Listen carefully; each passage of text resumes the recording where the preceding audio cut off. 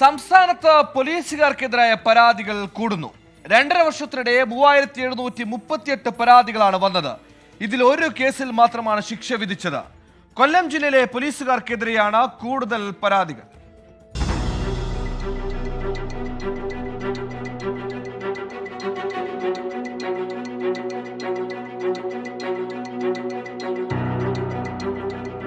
കഴിഞ്ഞ 2.5 വർഷത്തിനിടെ സംസ്ഥാനത്ത് പോലീസ് കംപ്ലയിന്റ് അതോറിറ്റിയിൽ പോലീസുകാർക്കെതിരെ ലഭിച്ചത് 3738 പരാതികൾ. ഇതിൽ 2335 എണ്ണവും തീർപ്പായിട്ടില്ല. CPO മുതൽ DGP വരെയുള്ള ഉദ്യോഗസ്ഥർക്കെതിരെ പരാതികളുടെ എണ്ണം 1000 കടന്നിട്ടും ഒരു കേസിൽ മാത്രമാണ് നടപടിയുണ്ടായത്. 4 പരാതികളിൽ കേസെടുക്കാൻ DGP നിർദ്ദേശം നൽകി.